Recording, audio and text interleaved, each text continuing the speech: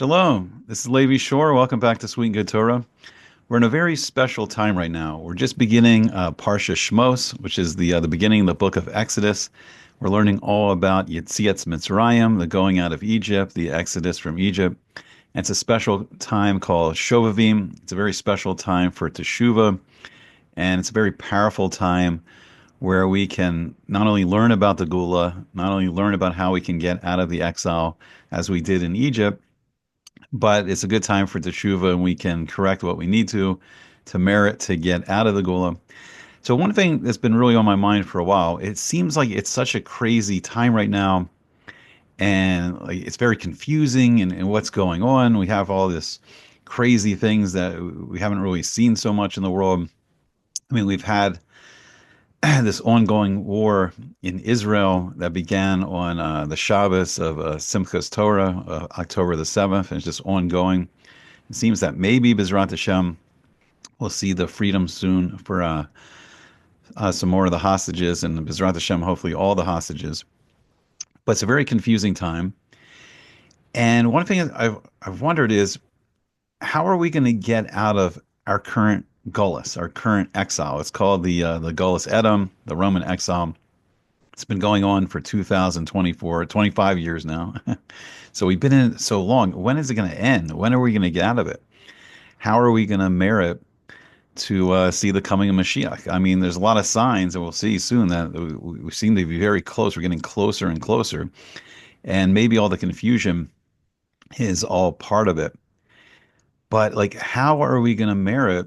What are we going to do to get out of it? Because it seems that if you ask, like most of the Jewish people, they probably don't even, they're not even familiar with, the concept of Gullus and Geula, of exile and redemption. We don't feel, a lot of us probably don't even feel like we're in exile. We're just here in America. This is great. They're not trying to kill us like they were back in Europe, and everything's fine. But then we see everything breaking down, this craziness and massive, political battles, or just ripping people apart. So everything's so politicized. So what's happening? And if we don't even know we're in exile, I mean, it was very clear when we were in Egypt, we were enslaved, and we were just doing this hard labor and this work every day, and we had very little freedom and control over our lives. So it definitely seemed like we were in exile then, and we wanted to get out of it. But if we're just going about our daily lives now, and we can, get on a plane and go to Eretz Yisrael very easily, so it doesn't feel in some ways that we're in exile. But the Ramban, he says something very interesting at his introduction to the Sefer Shmos, the book of Exodus. He says that the Geula, the redemption, it isn't just physically leaving the slavery of Egypt. And it's not even just like the miraculous seeing the splitting of the Red Sea, the Kriyas Yamsuf, and then standing at Har Sinai and actually hearing Hashem speak to us, hear this infinite being speak to us. That's still not even the Gula. It's not the Gula until we're fully back into the high spiritual state we were in the days of the Avos, in the days of Abraham and Sarah, Abraham and Sarah, Yitzhak and Rivka, Isaac and Rebekah, and Yaakov, Leah, and Rachel, and Jacob, Leah, and Rachel. And the state they were in as they lived like Hashem Shekhinah, the physical presence of this infinite being was manifest in the world. And that state is when we had the Beis Hamikdash, when we had the temple in Jerusalem, built by Shlomo Melech, King Solomon. So not only is it leaving Chutz La'aretz, it's leaving the land outside of Israel.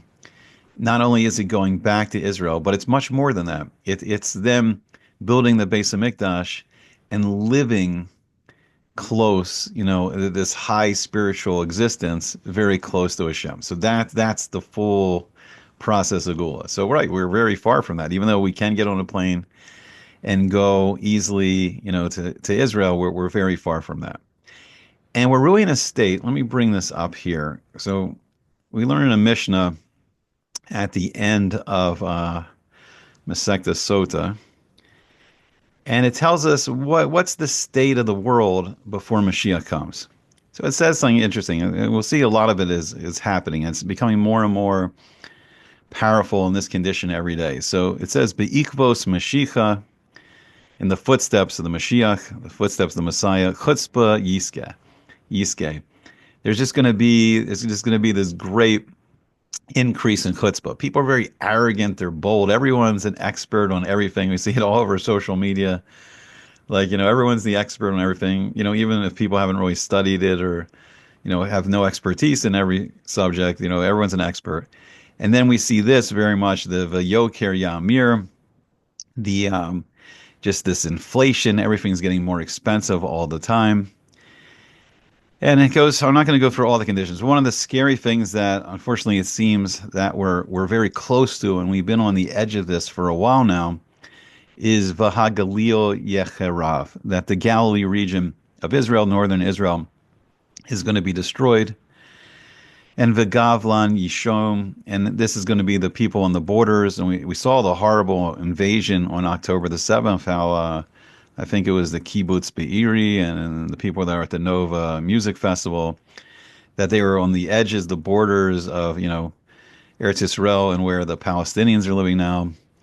And there's going to be like an invasion of the borders, and just with everything going on, with just this conflict that started with Iran, through all their proxies, through Hamas, Hezbollah, the Houthis, the groups in Iraq. So it seems in some ways, Baruch Hashem, that we've had, some of the success, and we've seen some of the Rishayim, some of the evil people that were attacking the Jewish people are no more.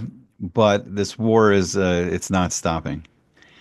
And then one of the scary things here, it says, "V'ha'emes tihe ne'aderes." And this is probably one of the most confusing things that are going on in our time, that the truth is absent. The truth has wandered off like flocks of sheep. And we hear, terms like fake news, misinformation, disinformation, fact checks, and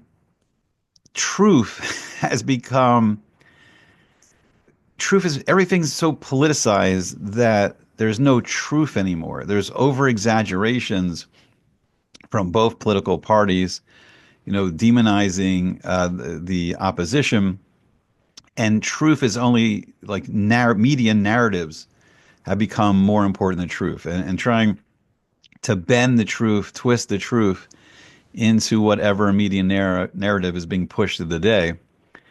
And the truth is getting harder to see. And the true emes of the world, that, the Maisa Bereshis, all of creation, is created and is controlled every day by Hashem, by this infinite being, and that the purpose of the world is for everyone to get close to Hashem. And then our role, the Jewish people's role, is to teach the Torah to the world, teach the world about the mitzvos, and doing gemilas chasadim, doing acts of kindness, and creating a close personal relationship between everyone in the world and Hashem. And like we've kind of like, you can say we've kind of like stumbled from our mission, because we've been so confused here in the Gullus and the exile, and we're so influenced by our surroundings. And so the truth, I mean, the greatest tool of seeing the world, very clearly, seeing the truth of the world, is through the blueprint, through the Torah. But the Torah it's not commonly heard. It's not heard on TV. It's not heard in the movies. It's not heard on many podcasts. And so the majority of the world doesn't view the world through the lens of Torah, which gives us clarity to see the truth and reality. So unfortunately, like, we're in this world of like fantasy right now, and just people can believe anything because the truth isn't clarified. And then it says, and I think unfortunately we're seeing this more and more clearly, it says, "V'alma yesh lanu lihi shayin." So in these times, I'm not going through all the times, all the different signs, but everything is really coming more and more into focus of all these signs. But it says, who can we rely? Like on these crazy, when the truth is absent, when we can't really trust like the politicians anymore, and we'll talk about that soon. So if we can't trust anyone, if we can't trust the Democrats or the Republicans, any liberals, any conservatives, if it's getting that we can't trust anyone, so who can we rely? And really, there's only one person we can rely on, or one being we can rely on these times, and it's Al Avinu Shabbat our Father in heaven. So only upon Hashem can we rely in these times. And we're seeing it so clearly. It's like whatever is happening, it's so crazy, unprecedented. Like we see it right now with the wildfires in Los Angeles, and they've been burning for over a week right now. Whatever is happening, I know people, really want to politicize it, both ways, but whatever is happening, the preparation for these wildfires, the firefighters themselves, whatever is happening, they're having such a hard time putting it out. And really, in a way, we're beginning to see that, or the awakening of all these crazy events. And we'll talk about what's happening in Israel. Also, only Hashem's going to pull us out of this. Only Hashem's going to pull us out of this exile. And only Hashem's going to awaken us that we are actually in Gullus. We are in exile.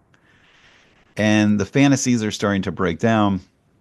And people, I really do think they're beginning to get frustrated across the board. I mean, with both political parties, people are still very polarized, but I think it's slowly starting to wear away, that it doesn't seem that anyone has the answers. And the Israeli government, which really from the beginning, they set up this secular state, and it's not the essence of the Jewish people. The essence of the Jewish people is the Torah and the mitzvos, and bringing the great wisdom of Hashem's Torah to the world. And the secular state kind of promised, that they Chas v'shalom, that we don't need Hashem, that they're going to protect the Jewish people. And unfortunately, what we've seen is that they can't. And for whatever reason, whatever the reality is of whatever the breakdown was on October the 7th, they weren't there. Whatever it was that day, they didn't have the power to stop it. And what's been really distressing to me the most, or what I expected to happen is, or what I would have liked to see happen, is I would have liked to see the Israeli government immediately, with all the power of their army, go into Gaza immediately and rescue the hostages. And I've seen, I don't know, I have no I have no Amuna left in them, and it's gone. And unfortunately, it was very troubling me to keep hearing them say we need to destroy Hamas and we need to rescue the hostages. And I think it was all backwards, right? Obviously, these dangerous terrorists that are trying to kill Jewish people, they have to be destroyed. But the priorities seem to be backwards. And I think that, unfortunately, has made it harder for them to accomplish what they wanted to accomplish. Because the great value that the Torah teaches is life. The Torah is the Eitz Chaim. And we say all the time, L'chaim, to life. And the Torah says, B'chai b'chem, live with them, live with them, live with the book of life, choose life.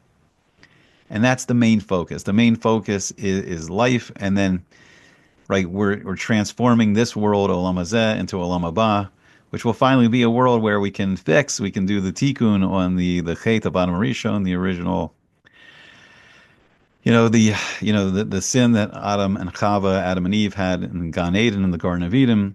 And we'll see in Yemot Mashiach, we'll see that fix, and we'll see the great completion of the world. And we'll see the world, to its great spiritual potential finally brought to reality. But we're in this great time of darkness. And right, it seemed like it was very frustrating.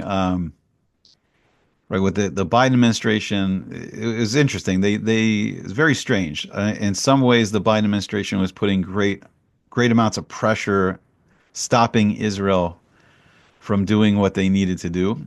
Yet, surprisingly, at times also the Biden administration stepped up and did things we've really never seen in the world, where really the American military and the military from the UK, from England, and the Israeli military, and then crazy enough, sometimes even the Jordanian and Saudi Arabian military, were all working together to stop the ballistic missile attack and drone attack from Iran at one point. And then very recently, we saw a joint U.S., UK, and Israeli fighter strike mission in Yemen to stop the Houthis and all their missile attacks and their attacks on the shipping in the Red Sea. So it's kind of unprecedented. But then again, we saw in some ways like their main concern, President Biden, it seemed his main concern was constantly with the Palestinians. Constantly his concern was the Arabs who were attacking the Jewish people and then holding all the hostages and not the pressure on them to release the Jewish hostages. So then it was like a breath of fresh air. And President Trump, whose inauguration is in a couple of days, 5 days, I think, it was a breath of fresh air. He says, release all the hostages now, or there's going to be hell, when I become president. And it sounded good. It sounded great. It sounded like his new king, right? A new king that likes the Jewish people, or just a different approach. And it would have been amazing. But then, right, once again, it seems like we only have Hashem to rely on, because once again that broke down. And right, and now there's this deal on the table, and B'ezrat Hashem, look, if they can free some of the hostages that are still alive, that would be fantastic, and it would be incredible to see them regain their freedom, because they've really been in Mitzrayim, they've been in hell, they've been enslaved in Egypt, enslaved in Gaza, and they feel the gullus more than any of us, and we want to see the freedom for them. But then it seemed like once again there's pressure to just end it, to surrender, releasing thousands of Palestinian Arab terrorists back again to fight, and distressing stories that Sinwar's brother has regrouped. So all the innocent, poor Palestinians that were in Gaza are now joined and become terrorists. Right? So the poor Palestinians that the whole world was so worried about, those poor Palestinians have now become terrorists. So, right, it's been going on for so long, again and again. And when's it going to end? When's this exile going to end? And when are we going to wake up? And I think this whole process is waking us up that we only can rely on Hashem. We can't really rely on the politicians.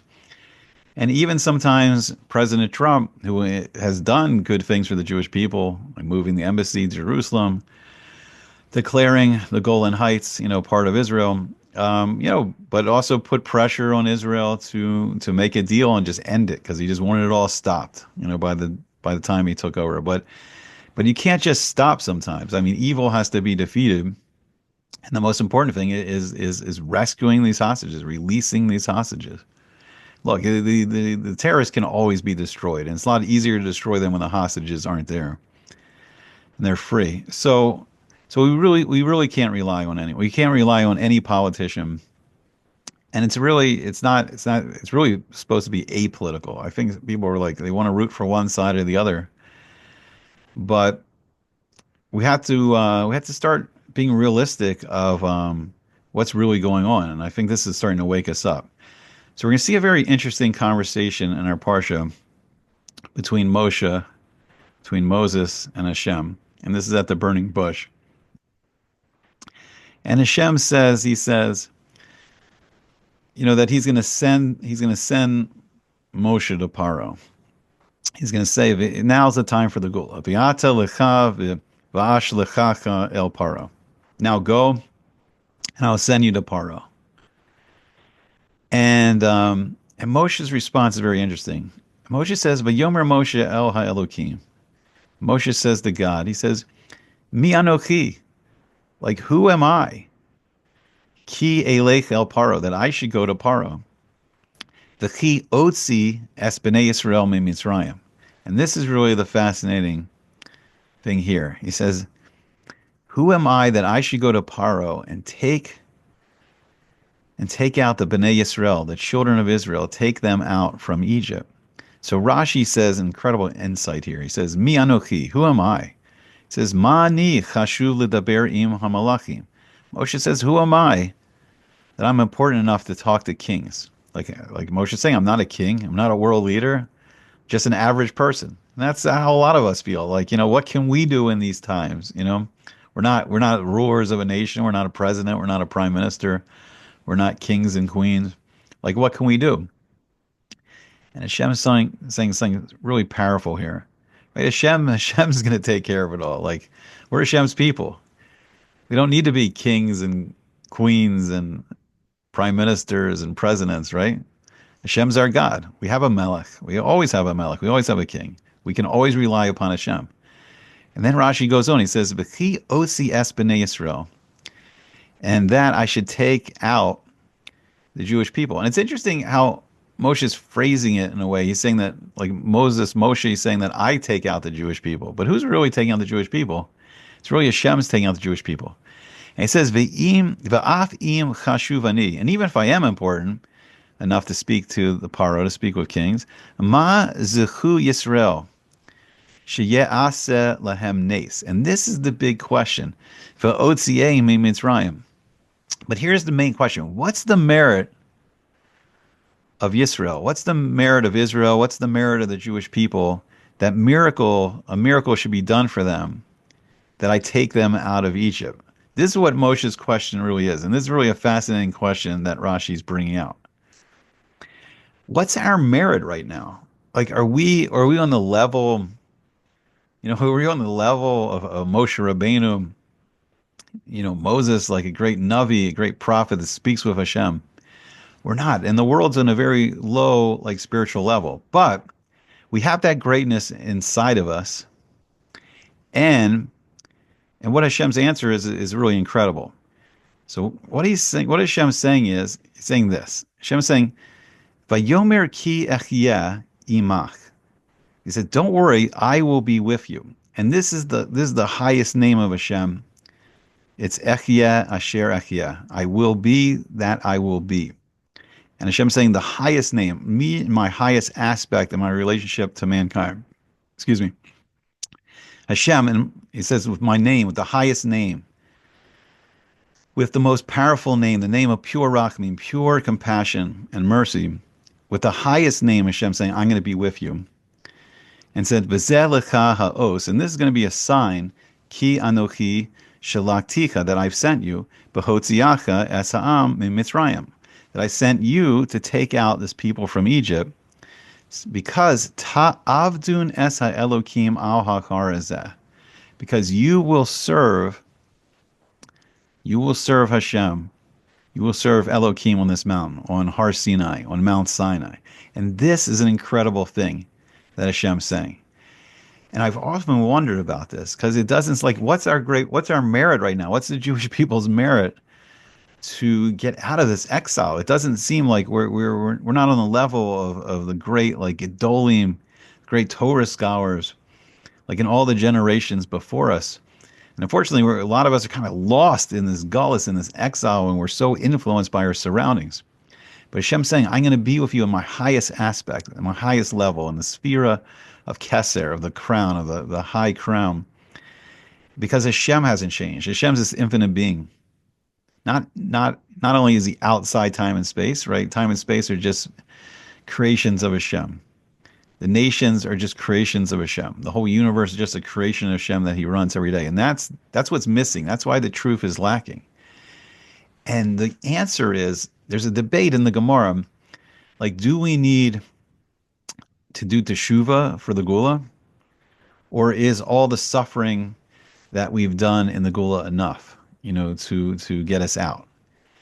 And I think it's Svas Emes. He says something very interesting. He says that everything we were doing, all the working with the bricks and the mortar and then building the storage cities, this is all preparing us for what's to come. And the preparation is to get sick, we were overindulged, enslaved in the physical. We were enslaved in, like, the physical desires, enslaved in desires for, for food, for alcohol, for for vacation, vacations, physical pleasure, physical relations, just overindulged, trapped in all the physical desires. And the work was breaking us down to get us ready to experience the greatest spiritual revelation, the spiritual level of standing at Mount Sinai, and then the highest spiritual level of building the Mishkan and having the Shekinah of Hashem rest on the Aron HaKodesh, on the Ark of the Covenant, right? Having the highest spiritual level. And this, so what he's saying is, so everything we're going through now is the preparation. And it could be that really the merit of what we're going to be redeemed, B'ezrat Hashem, and soon, but the merit is who we are going to be in Yemot Mashiach. When we're free from the taxes, from the enslavement, just as they did in Egypt, we were just all the taxes, the economic pressure, just everything that's preventing us from just sitting in a base of mikdash, a base midrash every day, learning Torah and just doing the mitzvos, all the pressure, all the economic pressure enslaving us, weighing down on us. When we're free from it, then Hashem knows, like the true neshama, the true heart of the Jewish people is going to be awakened after the arrival of Mashiach, and in that is going to be the merit that's going to bring us out. All right, so we live in exciting times. The scientists are predicting around January 25th, which could be Shabbos of Parsha Bo, next Shabbos after this one, that there's going to be this alignment of the planets. You'll be able to see all the 7 planets in the sky in the northern hemisphere. So it's exciting things happening. There's a lot going on, but who should we rely on? We should only rely on Avinu Shebashamayim right now, our Father in heaven. Rely on Hashem, and the more we rely on Hashem, we're going to see, that we're going to merit to see miracles. Okay, I hope you enjoyed it, and I really hope to see you back again soon on Sweet and Good Torah.